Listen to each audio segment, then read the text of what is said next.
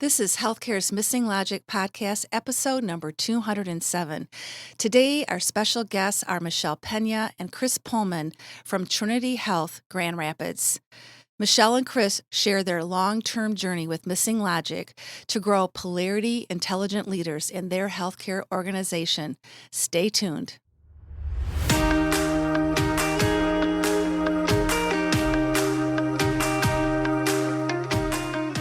Welcome back to Healthcare's Missing Logic podcast. This is the only podcast that shows you how to leverage Polarity intelligence, an essential competency for healthcare leaders, and the missing logic in healthcare, so you can create healthy, healing organizations and become a thriving, resilient, and unstoppable healthcare leader. We are your hosts, Tracy Christofferson and Michelle Trosett. We've been best friends and colleagues for over 30 years. And during that time, we coached healthcare leaders across North America around how to create healthy, healing organizations.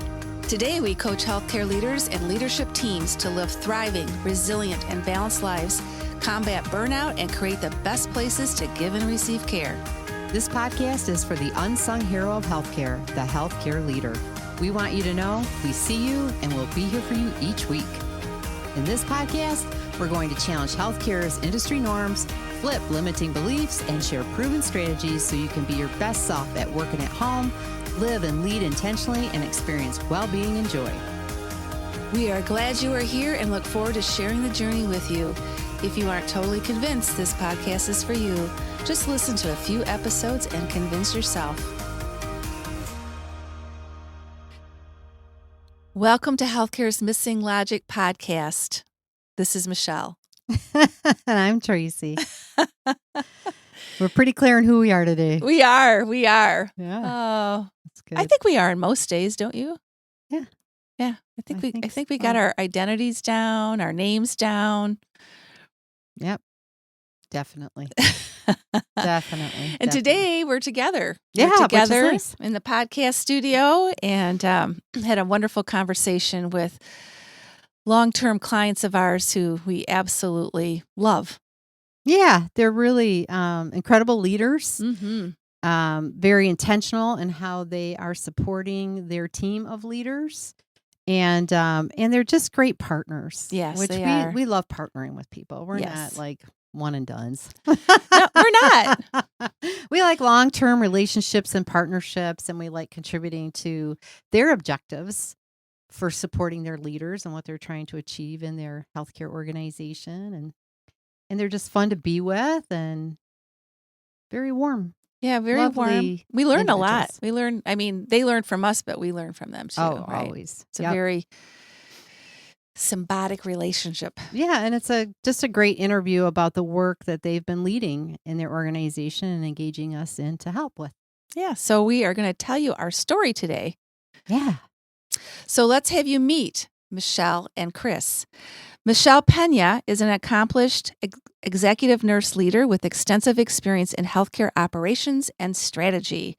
With over 30 years in the healthcare industry, Michelle has a proven track record of delivering exceptional results and driving positive change in complex healthcare environments. She currently serves as the Chief Nursing Officer for Trinity Health Grand Rapids and Trinity Health Medical Group Grand Rapids. Michelle began her career as a registered nurse in the emergency department and intensive care unit. She then was promoted to several progressive leadership positions at Trinity Health Grand Rapids. She has experience in healthcare design, programmatic development, and innovative healthcare models. And here is Kris Pohlmann. Kris is the Administrative Clinical Services Director for Trinity Health Grand Rapids, who specializes in clinical services for the geriatric population and orthopedic services. She's been a nurse for 29 years, with over 20 years of them in nursing leadership. Kris also has experience in programmatic development as well as leadership in high reliability, quality, and safety. Within her role as Clinical Services Director, she has led the building and planning of the Orthopedic Trauma Clinic, as well as the oversight of the Total Joint Program at Trinity Health Grand Rapids. Her education includes a BSN and an MBA degree, as well as certification in Green Belt Six Sigma, high reliability, and executive leadership. So without further ado, here's our interview with Kris and Michelle. Welcome, Kris and Michelle, to Healthcare's Missing Logic podcast. We are super excited to have you with us today. We're glad to be here. Yes, thanks for having us. We're excited to be here. Yeah, it's so much fun to do this with you. We Yes. talk on the phone often or on Zoom, but it's really kind of fun to have you be in this part of our world. So, we have a lot of really amazing guests on our podcast, right? But it's super special to us to have two leaders like yourselves that we've worked with over a long period of time. And we don't take our partnership or our shared purpose lightly. And for our listeners, just so you have a little context of the work that we have done together with Kris and Michelle in their organization in Grand Rapids, Trinity Health Grand Rapids, we're just going to share a little bit about what we've been up to with these two incredible leaders and serving the managers in their organization. So our work really began pre-COVID. And we facilitated a leadership retreat with the nurse managers, and they were having some challenges at the time as a team. And so we really helped them to look at those challenges through a Polarity lens, did a full day retreat or 2-day retreat with them, really helping them to understand what polarities were and what polarity intelligence was and how to leverage that to address these challenges that they were facing and create a strategy to address that. Yeah. And then to build on that foundational work we did with those managers, in person, we then started working with them post-pandemic, and we kicked off a virtual nursing, thriving nursing leadership program where we worked with the managers to assess those organizational polarities that we had worked with them in the past, and we reassessed them to see how they were doing and if they were able to sustain their outcomes, and they were, so we celebrated that. And then we also then embarked with them on helping them work with their work-life balance and resilience during the pandemic. Yeah.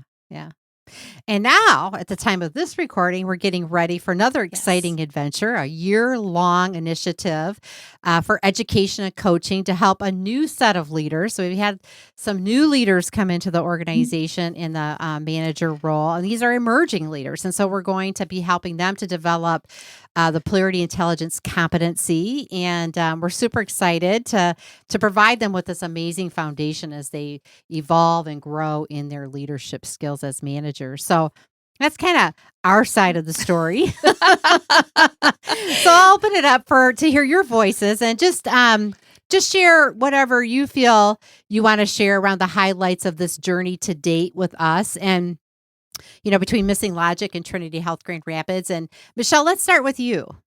Mm-hmm. Yeah, you summed it up really nice, Tracy. I think, going back in, I've been the CNO here for almost 4 years. And in my previous role, in your earlier work, I supported at a director level, that manager team with that sort of objective of improving collaboration and teamwork. And then when I took the CNO role just 6 months before the pandemic, as we all know, there was just significant operational disruption. And I think managers, frontline managers in particular, were in a very precarious position because the entire organization, the entire healthcare world really was heads down, all hands on deck mode, just hyper focused on patients and patient safety and frontline colleagues safety and processes and patients and frontline colleagues' well-being. Well, managers of these clinical teams were just in this very unique position of ensuring right amount of staff, appropriate equipment, supporting patients and families, serving honestly as a counselor to their staff. And this went on this was not a short term, as we all know. This went on for a long period of time. And of course, in every industry, including healthcare, and we weren't immune to it, there were workforce disruptions. We were seeing, high turnover. And we started to see, this wear on managers over a period of time. And so probably, there wasn't as much focus, I feel like, on managers or leaders at this level because we had so much to focus on at the front line. And so, we recognized that and we did some intentional strategies internally to really figure out how we can support our leaders. And we worked with a lot of our internal resources and spiritual care and some of our well-being resources that we had. But I think that additionally, we wanted to focus on, what can we do and what can we focus on for our leaders to just really position them well for all of these issues and challenges. Mm-hmm. Yeah. And so that's where, I reached out in the middle of the pandemic to say, hey, what can we do? Building on some of the earlier work, Mhm. but also recognizing we do have some new leaders and sort of a new team forming. Yeah. Yeah. Kris, any thoughts you'd like to share? Yeah, I think, I'm grateful for Michelle is like, I came in during the pandemic as a new leader and not in a manager role, but as the director role. And when she was talking about this, I was like, is there any way that I could be supportive, but also included? Because we were still in the hospital, we were still very separated as a leadership group. And I didn't really know a lot of the managers and vice versa. So it was an opportunity for us to come together and a little bit of vulnerability because we didn't know each other and a little bit of safety from that perspective too. So that we could really say like, how are we doing? How has it gone in the past? But where do we want to go in the future? And I was right alongside with them and they accepted me in that role of saying, hey, we don't know really who you are either. So it was a huge opportunity. I think it went well with that partnership. And it was also, I think I was able to provide more of a 30,000 foot view of a leadership level in healthcare because I have that in my background. I just didn't have it here at Trinity. Yeah. And I think that gave us some perspective, but yet the managers were able to share, hey, this is how we're feeling, or this is how it's working for here. And they were able to guide me as well. So I learned a lot, just as much from them, if not more, than they did from me. So I thought if there's any advice of others watching this, it would be that, right? To make sure you know who your audience is and who you're selecting to be a part of this so you can gain the most from it. And it was very helpful for them to participate in that and then really learn from that. And it's not just about how to survive in healthcare, it's how to survive with yourself. Yeah. Yes. There's a lot of self-care in that. And it was very obvious to me that we don't take care of ourselves very well in healthcare. We take care of others. And that's how we're trained and educated. And this program helped us to become more aware of that and put action plans around it. Yeah, they did a lot of great work. They did. They did. Well, and I think, too, it demonstrated, a couple of things. It demonstrated the importance of the partnership between different levels of leadership, which we know is really important in healthcare. And I think your presence with them every week when we met with them virtually, and then to your point, too, you being new, it helped you really form strong partnerships with them over time. And then you were a great link to Michelle through the whole process too, who really did bring us in. So it was a really great model for all of us, I think. Yeah, I think it worked really well. It did. It did. And we got to know you, Kris. Yeah, that was, and vice versa. It's been a great experience. Yeah. So building on that, and as we shared in the beginning, we're going to be now moving forward, and there has been a lot of leadership turnover, not only at Trinity Health, but across the nation, right? There's a lot of people that have left positions now, kind of the whole baby boomers era is moving out. People are making different choices.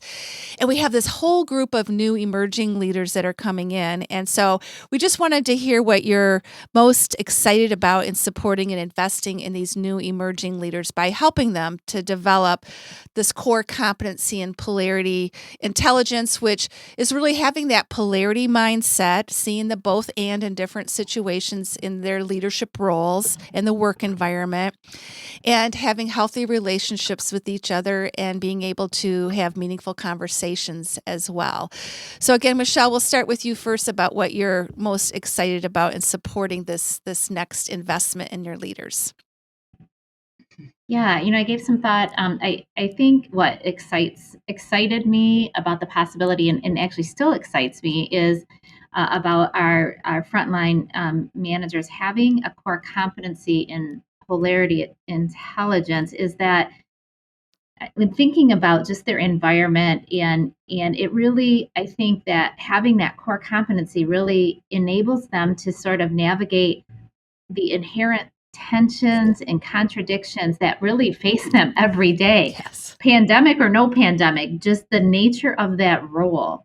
And it also promotes, I think, adaptability and resilience in the face of constant change and ambiguity. Again, their daily life. I mean, it's every day, really. And so I think that really helps them with the skills to recognize and manage really the paradoxes and balancing the competing demands, and really trying to find creative solutions, in their day-to-day work. So I think ultimately, having that as a core competency, as a either an existing leader or a seasoned leader or a new leader, really will help the leaders thrive and build their own resilience. Yeah. I think that's really important, because it is about getting to them to the place where they can thrive. And you can get so beaten down, right, and so worn out by all of the things that you just mentioned, right? The competing priorities, the ambiguity, the never-ending change. And it's a day to day experience for them. And one of the things that we've been learning a lot about are these micro stressors. And every single little incident, right, that they have to manage, that they have to work through, can be a stressor on them that can kind of build up and build up.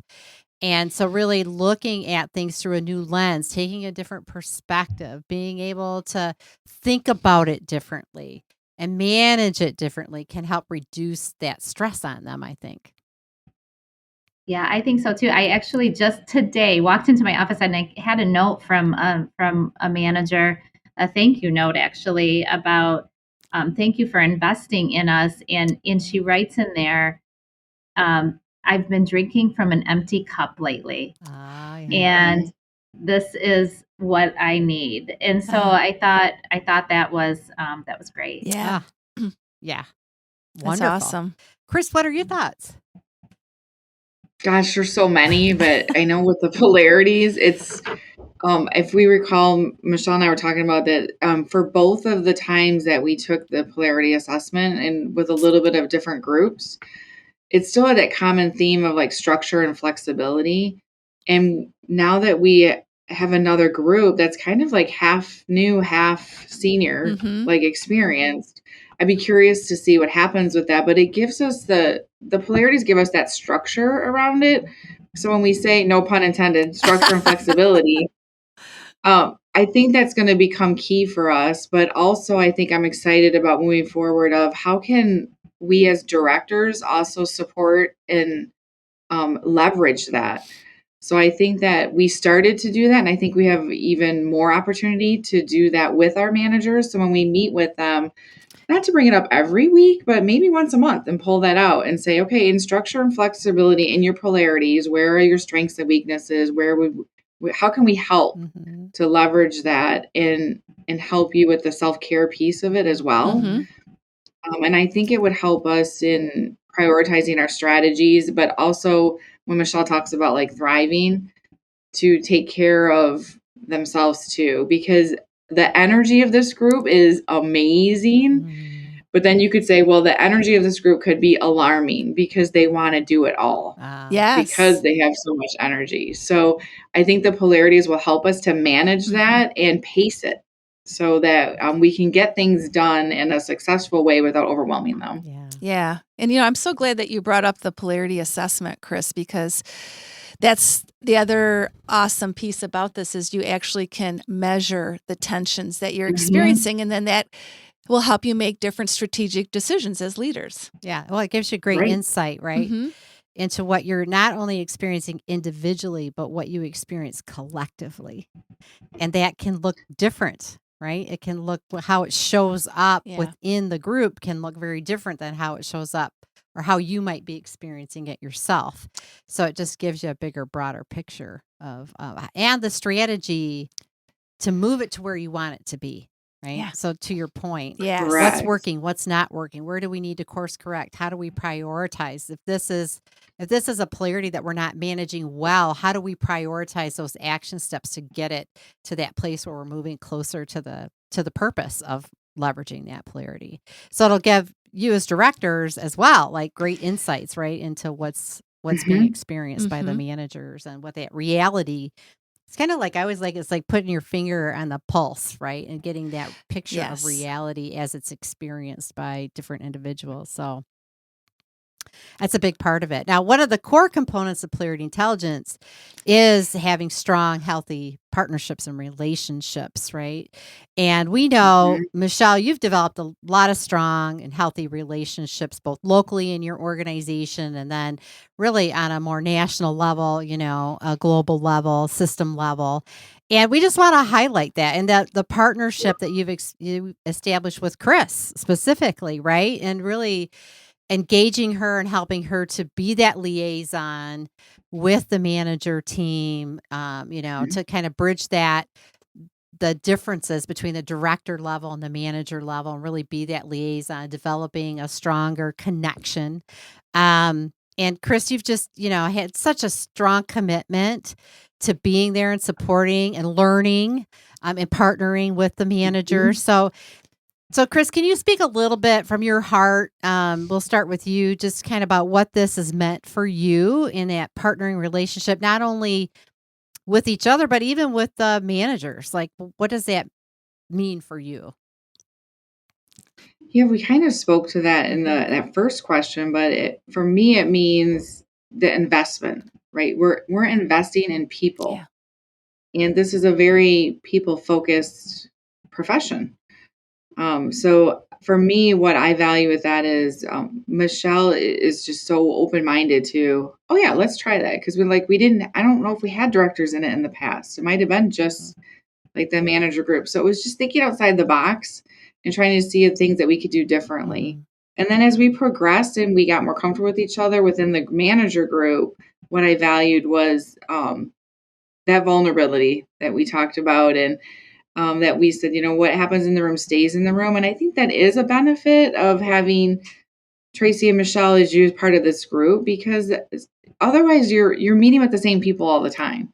And I think meeting with people from the outside and giving that perspective from other organizations that you've worked with, I think that was super helpful because they're like, oh, I think we aren't as stressed as we thought. Like, I think there are other people that are experiencing the same things. And what does that look like? So I value that piece of it where it's not just like Trinity Health Grand Rapids.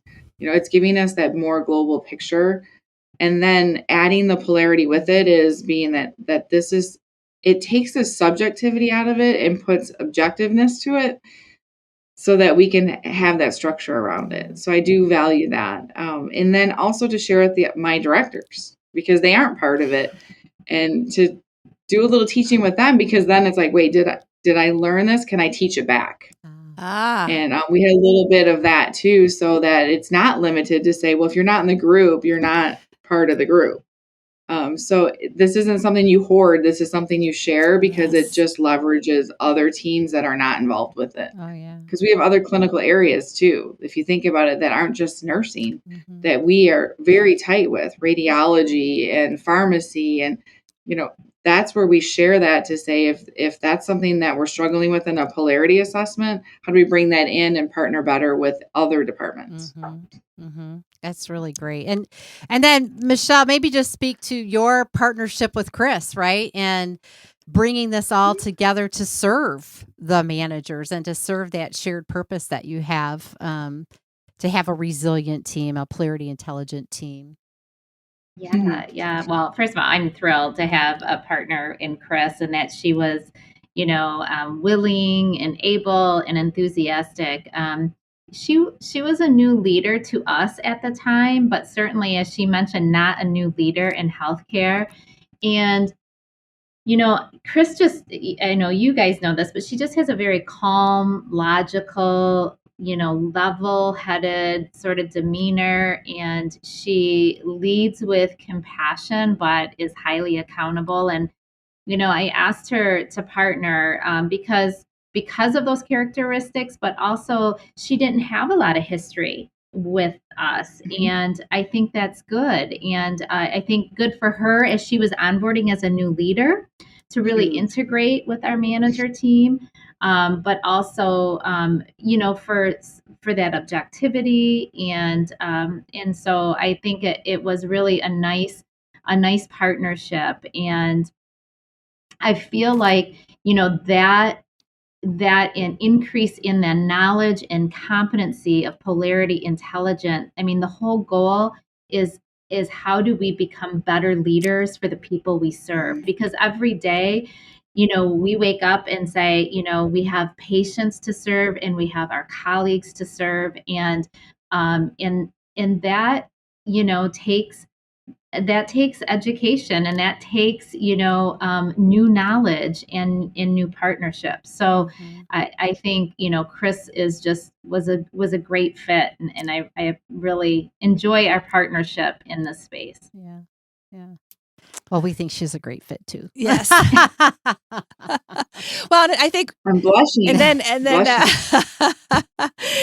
And then just role modeling that. It's role modeling it for others too, the importance of those relationships and those partnerships. I think it was a really important move on your part to partner Kris with the managers, because, oftentimes you feel like, well, the directors don't understand what we're facing here, right? Like you get that kind of they kind of a thing happening, right? And I think, to Kris's point too, she was able to bring the 30,000 foot view, the director perspective, and marry that with the perspective of the managers, right? Yeah. So it's a both and, the both perspectives exist. It's not either or, but it's how can we influence each other's perspective, right? To have that whole perspective, not just my perspective or your perspective. So I think it went a long way to helping the managers understand the bigger picture and manage their picture, right? And manage what they were facing. And that you were learning right along with them. So it's not like, well, I'm at a different level and I know more than you. That's what another beautiful part about it is. It's that learning together, right? Yeah. So it was really great. It was awesome. Yeah. Well, we cannot close our time together without celebrating that Trinity Health Grand Rapids was just awarded their magnet designation by the American Nurses Credentialing Center for the third time. Yay! Very exciting. Yes, it is very exciting. And really, it's such an accomplishment to your team, and especially during the pandemic, right? When you had all these unprecedented challenges that you started out with, Michelle, and that you still were able to achieve magnet designation. And we were honored. We just want you to know we were so honored to be asked to participate in your community partners portion for the second time, actually, because of our long-term partnership. So thank you for that. And we thought it would be really great to share with our listeners the importance of having outside community support as part of your magnet designation. And, how do you think that our collaboration helped you achieve that? Oh, well, first of all, thank you both for being a part of that magnet survey and process. Your participation was so amazing. And you guys did such a nice job when we had that community partners meeting. So thank you again. And I think it's important to know for the listeners that the support of the external community really plays a crucial role in actually meeting the rigorous magnet standards, right? It is a distinction, the highest in nursing excellence. And while it is focused on nursing, it really speaks to the organization's commitment to interdisciplinary collaboration and community collaboration and connection. So, the community support and participation really lends credibility and endorsement, and really validates the widespread impact of not only the magnet standards, but of the organization on the community. And those community partnerships are key to meeting some of those magnet standards. So thank you again. Well, you're so welcome. Thank you. Yeah. Well, and I think, we're just blessed to actually be in the community, right? We are. That's true. That's true. Yeah. Oh, it's just been wonderful to talk about our story together and the work that you're doing. And so now it's time for the missing questions. So don't worry about it. It's all good. It's all good. So, we talk a lot. Tell the listeners, we have no idea what these questions are. That's right. These are surprise questions, but we keep them simple and fun. They're not too difficult. Okay. And it's just a way for our listeners to get to know you as individuals versus just the work you do as great leaders and role models in your organization. So we're going to kind of get to know the personal side of Kris and Michelle a little bit. So the first thing we're going to ask you is, what do each of you do to relax or unwind? Since we know that self-care and rejuvenation is important to all leaders right now. So let's start with Kris. Kris, what do you do to relax or just unwind?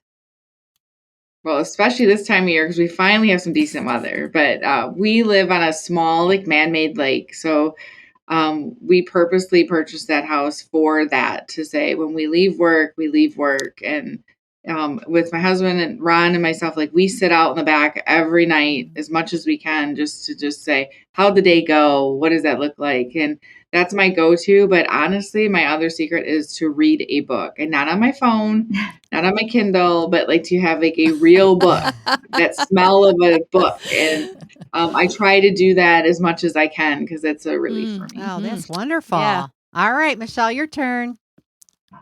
Yeah, mine's actually pretty similar. We have a cottage way up North Michigan, and so it's actually about a 3-hour drive. And especially in the summer, we go there a lot, and it's on a smaller lake, but we kayak, we boat, we spend a lot of time outside, and really, I think there's nothing more beautiful than summer in Michigan. Yes. It's very small window of time, but True. So we look forward to that. And then when it's not so pleasant in terms of weather, I love always planning our next travel adventure. Even if it's months away, I'm researching, where to go, what restaurants to go to, Awesome. What do we need to do. I just get so much joy out of thinking about traveling, and we try to do that as much as possible. Oh, that's awesome. That's awesome. There is awesome. nothing like summer Michigan. I just got back to Michigan this week. I'm happy to be here. Can't wait to get to my lake house and sit on my deck and look at the lake and enjoy it. So I'm with you there. And she's been hearing me complain about the weather all winter. Well, and I was in California all winter. You would think that would be great, right? Sunny. Oh, no, it snowed. No. It was rainy. There were floods. Rainy. It was awful. Yes. It was like a real winter in California this year. Like they would typically haven't had for many years, right? So I'm like, I'm with you. I'm ready to be here in Michigan and enjoy some sunshine. Agree. Right? All right. Now this one, you're a book reader, so this should be easy, Kris. Okay. Oh no. All right. If you could write a book about your life, what would the title be? Hmm. Give you a second to think about that. Don't overthink it. Michelle, you can go first. Well, I was just thinking, I probably would title it. This is a good question. The Incidental Nurse. Oh. And Oh, the reason is my path into nursing was not typical. And I actually wanted to go into nursing. I had a pretty strong desire. And I remember meeting with a counselor at the university, and he told me emphatically, there is no way that you will get into a nursing program. Your science scores are not high enough, and you're not my daughter was valedictorian and she flunked out of nursing school, and you really should not go into nursing. And I thought, okay. So I really thought it was off the table for me.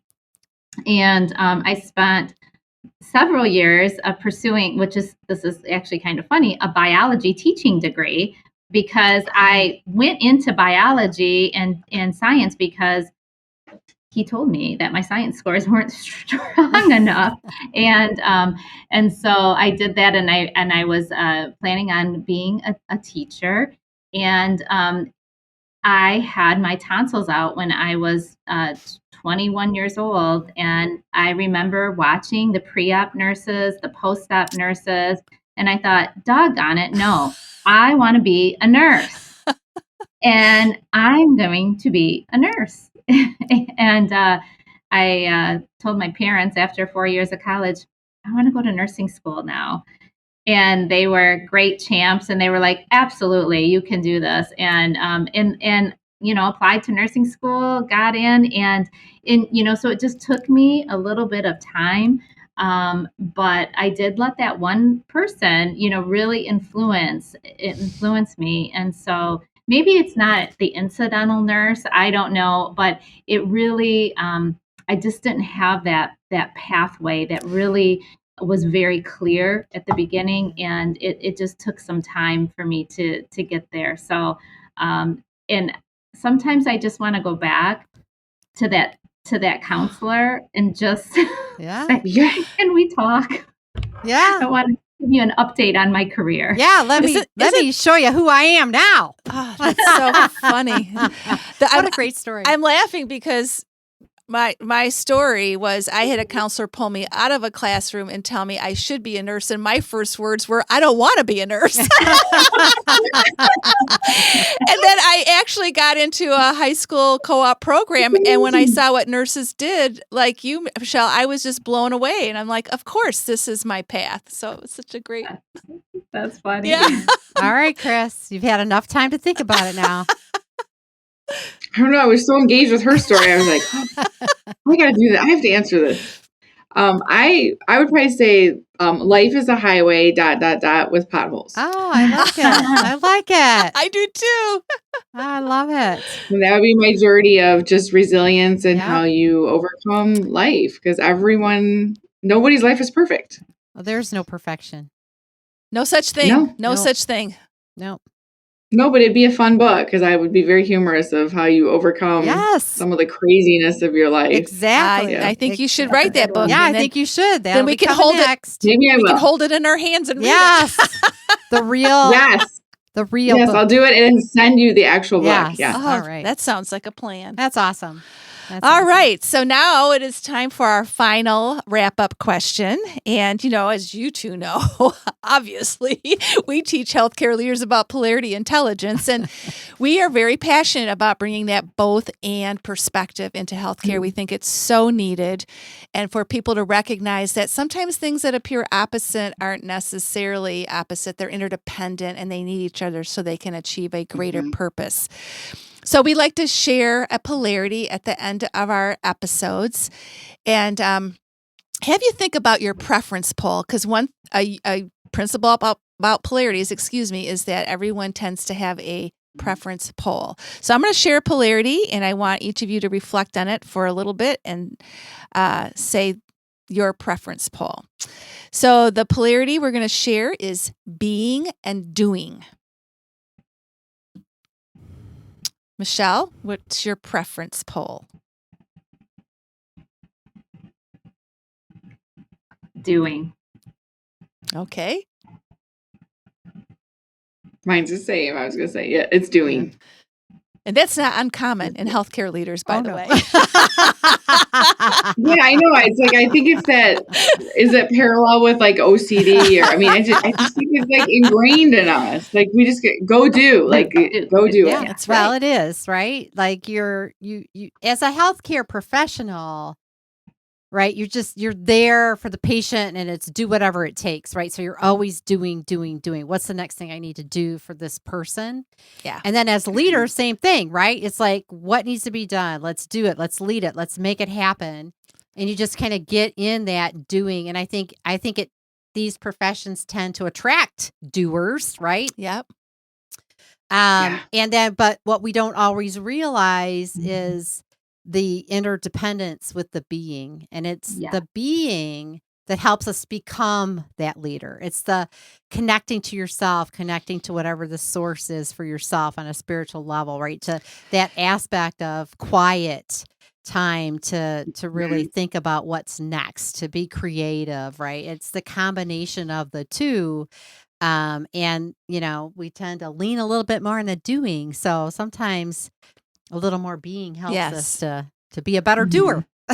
Yeah, that's right. And then when you realize that, it helps you course correct and put Yep. action steps in place for the being aspects as well. So Yeah, and I think what you're doing too with just this whole program, they're going to be doing, but we're going to be giving them time to be as well, to connect, Yes. to reflect, right? To think about how they're showing up and what their actions need to be, but also in a very thoughtful and intentional way. So it's kind of really the mirroring of both of those as they become more polarity intelligent as well. So yeah.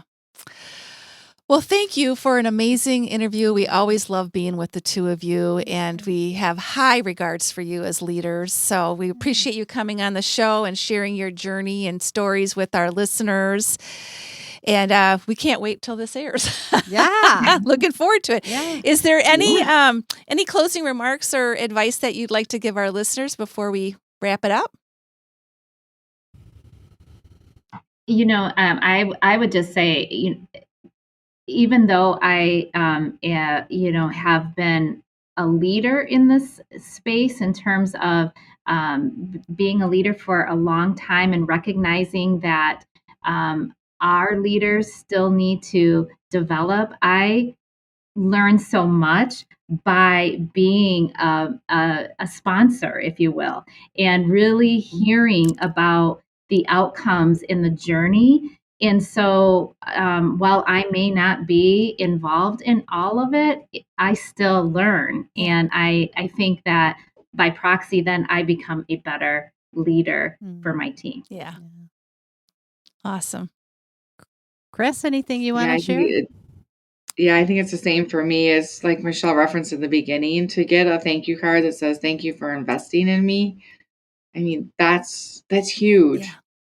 Because it is saying they are doing the being part of the doing, right? They're stopping and pausing and saying, wait, the organization's investing in me and I'm learning and I'm becoming a better leader, a more influential leader.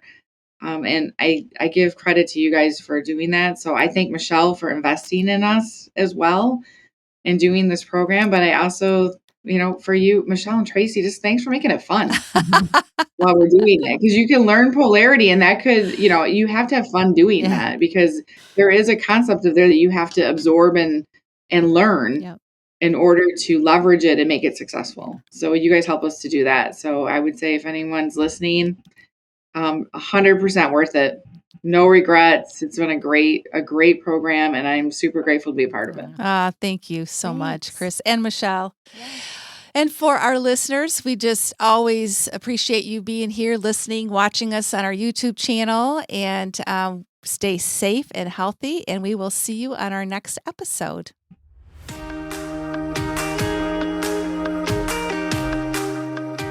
We hope you enjoyed this episode of Healthcare's Missing Logic podcast, now a top-rated podcast for healthcare leaders.